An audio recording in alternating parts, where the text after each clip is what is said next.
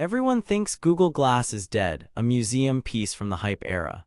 But here's the thing, in 2026, Glass Enterprise 2 might still be the most practical head-worn computer you can actually work with, because lightweight beats flashy when your hands are busy and your shift is long.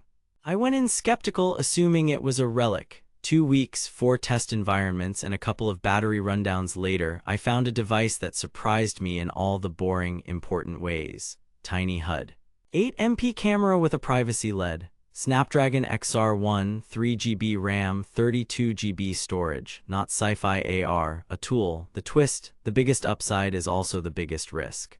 Before we dive into what I discovered, quick heads up. If you already know this is what you need, I've got the best current price link below. But stick around, because what I learned about support, battery, and real-world usability will change how you think about buying this in 2026. Here's why I even bothered. I needed a hands-free system for real training footage, step-by-step checklists, and remote eyes-on support. HoloLens 2 was amazing but heavy and overkill for simple workflows. RealWear was rugged but bulky and felt like looking through a periscope. The smartphone on a headband hack, unsafe, overheats, and terrible stabilization. I wanted something you could actually forget you're wearing while filming a build, scanning a QR code, or getting a supervisor on a call in under 10 seconds. I also worried about the elephant in the room. Google ended sales and official support back in 2023. Was I about to invest in an orphaned platform? I set a clear goal. If Glass EE2 could carry a full working session without fighting me, it earned a spot. If not, I'd call it what most people do, nostalgia tech. First test, guided assembly on a noisy shop floor. I loaded a simple checklist app and kept both hands on tools.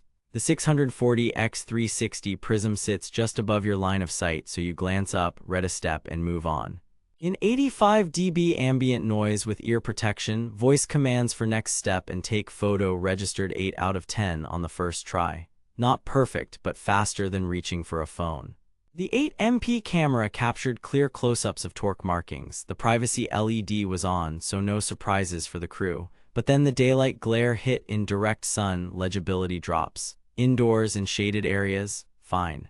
Outdoors at noon, you'll be squinting. Second test, remote assist video. I ran back-to-back calls over dual-band Wi-Fi 5. At 720p, the stream was stable with minimal latency across the shop. At 1080p, motion introduced stutter on our older access point and the battery drain accelerated. Voice pickup was solid up to a meter, and the person on the other end could guide me with annotations when the app supported it.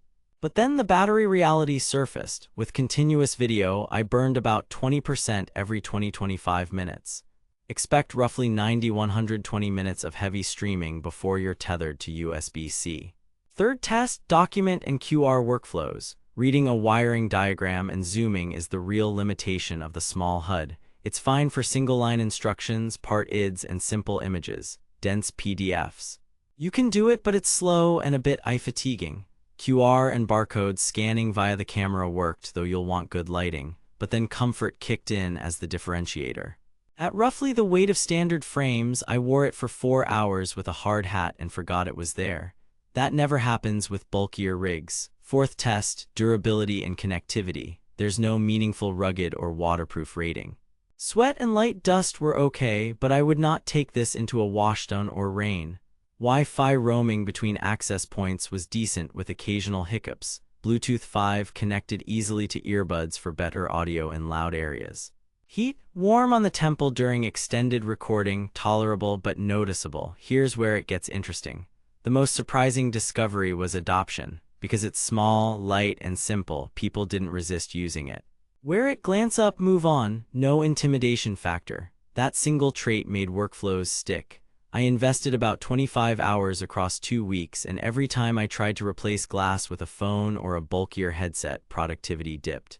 Expectations versus reality. It is not AR. It will not paint holograms on your world. It is a glanceable HUD with a solid camera, touchpad, and voice. Now the big caveat. Google ended sales and official support in 2023. In 2026, you're buying a discontinued device. That means no new OS updates and a shrinking official ecosystem.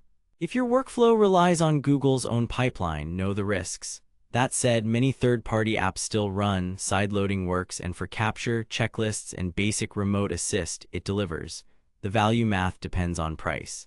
If you find Glass EE2 in the sub-$700 range, it's a compelling hands-free tool.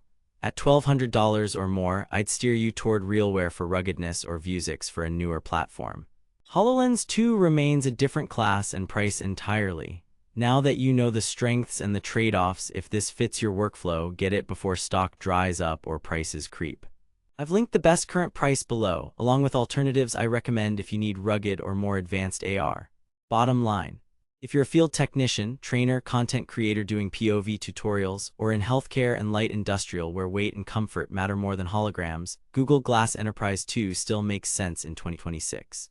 If you need waterproofing, drop resistance, or guaranteed updates and enterprise support, skip it and look at RealWear or Vuzix.